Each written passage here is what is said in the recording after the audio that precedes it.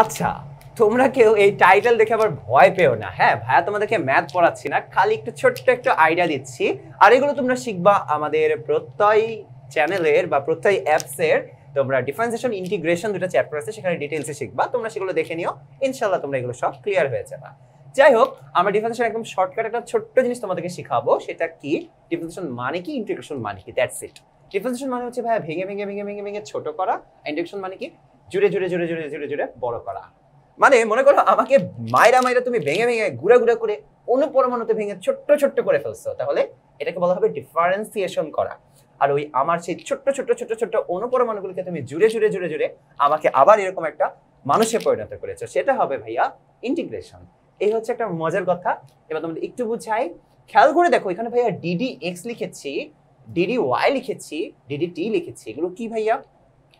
এটার ক্ষেত্রে তোমাকে আমি যেটা বলবো সেটা হচ্ছে এগুলো হচ্ছে অপারেটর। অপারেটর কি? যা দিয়ে আমরা কিছু করতে পারি। সিম্পল জিনিস চিন্তা করো, বাংলাতে তোমরা উপসর্গ পড়ছো না? এই যে উপসর্গগুলো থাকে, এগুলো একা একা কিন্তু এগুলো কোনো অর্থ থাকে না। আমি তোমাদেরকে একটা নর্মাল কথা বলি, যে মনে করো ঢাকার, সিম্পলি আমরা বলতেছি যে ঢাকার জনসংখ্যা অনেক বেশি, ঠিক আছে? এখানে যদি আমি তোমাকে বলি যে সিম্পলি ঢাকার না বলে বললাম র জনসংখ্যা অনেক বেশি, তুমি আমাকে বলো এই ঘোড়ার ডিম দিয়ে তুমি কিছু বুঝতে পারবা? ভাই এখানে যে কথাটা লিখছি দেখো, এই যে র, খেয়াল করছো? এখানে কিছু কিন্তু বুঝতে পারবা না। এটা অ্যাকচুয়ালি প্রত্যয়ের একটা ধারণা। এগুলো তোমরা অ্যাকচুয়ালি বাংলাতে যে দেখবা। আবার উপসর্গ দিয়ে একটা তোমাদেরকে এরকম কিছু আমরা বলতে পারবো চাইলেই, যে কোনো কিছু লাইক শুরুতে দেখবা যে লাগাই দেয়, সেটা অ্যাকচুয়ালি ওটা মানে উপসর্গটা বা প্রত্যয়, এগুলোর কিন্তু একা একা কোনো অর্থ নাই।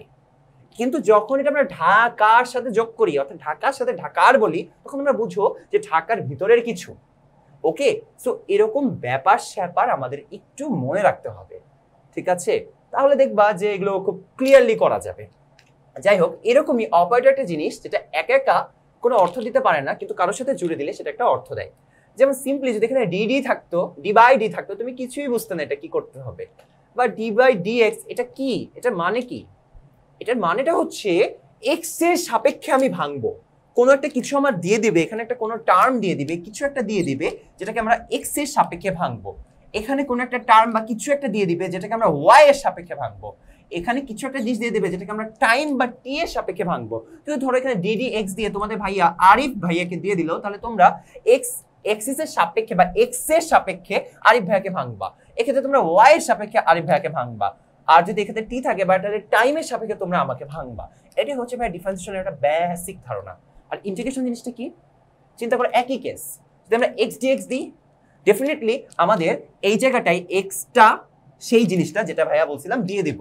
আমাদের একটা টার্গেটটা হচ্ছে ইন্টিগ্রেশন অফ ডিএক্স দেওয়া, মাঝখানে একটা ব্র্যাকেট, এই ব্র্যাকেটে আমরা এক্স দিয়ে দিচ্ছি। অর্থাৎ এক্স কে আমরা ডিএক্স এর রেসপেক্টে, মানে কি ডিফারেন্সিয়েশন ডিএক্স এর রেসপেক্টে কি করব বলতো? ইন্টিগ্রেট করব। অর্থাৎ ডিএক্স এর রেসপেক্টে, এক্স এর রেসপেক্টে আমরা এক্স গুলোকে সবগুলোকে জুড়ে জুড়ে জুড়ে জুড়ে বড় কিছু একটা বানাবো। এক্ষেত্রে দেখো টাইমের রেসপেক্টে বা ডিটির রেসপেক্টে আমরা কি করছি? এখানে যে জিনিসটা দিয়ে দিয়েছে অর্থাৎ টি স্কয়ার দিয়েছে, সেগুলোকে আমরা কি করছি? ছোট ছোটগুলোকে জুড়ে জুড়ে জুড়ে জুড়ে সেই টি স্কয়ারগুলোকে জুড়ে জুড়ে জুড়ে জুড়ে আমরা বড় কিছু একটা বানাইছি। একদম সিম্পল বেসিক ধারণা নাও, তোমরা এগুলো ইন্টিগ্রেশনে যে খুব ডিটেইলসে শিখবা। এখানে সেম কেস, আমরা ডি এম এর রেসপেক্টে কিছু একটা আছে এখানে, যেটাকে অ্যাকচুয়ালি আমরা এগুলোকে যোগ করে করে বড় একটা কিছু বানাইছি। এত কিছু জানার দরকার নেই, জাস্ট তোমরা দুইটা সূত্র মুখস্থ করো, এই একটা সূত্র মুখস্থ করো, এই একটা সূত্র মুখস্থ করো, তাহলে আমাদের এই গতিবিদ্যা, ভেক্টর, এই চ্যাপ্টারগুলো ফিজিক্সের কভার হয়ে যাবে। সূত্রটা তাহলে কি? চলো আমরা দেখি সবাই। ddx of x to the power n, এটা সমান লেখা যায় এই যে পাওয়ারটা সেটা সহগ আকারে সামনে চলে আসে nx টু দি পাওয়ার, এবং সেই পাওয়ারটা থেকে 1 বিয়োগ হয়, অর্থাৎ nx two the power n minus 1 হয়। এটা মুখস্থ করে ফেলো, ঠিক আছে? এগুলো প্রমাণ সব তোমরা ইন্টিগ্রেশন ডিফারেন্সিয়েশন চ্যাপ্টারে যে শিখবা। হয়তো জাস্ট নরমালি কিছু বলেছি, এগুলো ডিটেইলসে তোমরা পরে দেখবা, সমস্যা নাই। আরেকটা কথা, integration of x to the power n dx, এরকম যদি কোনো টার্ম থাকে তো সেটা অ্যাকচুয়ালি হয় x to the power n plus 1 divide by n plus 1 plus c, যেখানে c টা হচ্ছে কনস্ট্যান্ট। এই কনস্ট্যান্টটা কখন থাকে না? যখন ভাইয়া ইন্টিগ্রেশনের লিমিট দিয়ে দেয়, মানে বলে দেয় যে কোথা থেকে কতটুকুর ভিতরে তুমি যোগ করবা।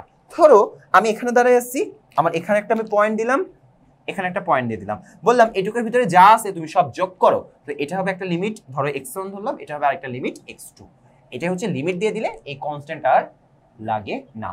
এগুলো তোমরা পরবর্তীতে দেখবা, সো টেনশন করার কিছু নাই। আমরা একটু একটু করে চলো আমাদের এই চ্যাপ্টারে যতটুকু লাগবে সেটা তোমাদের একটু দেখাই দিই।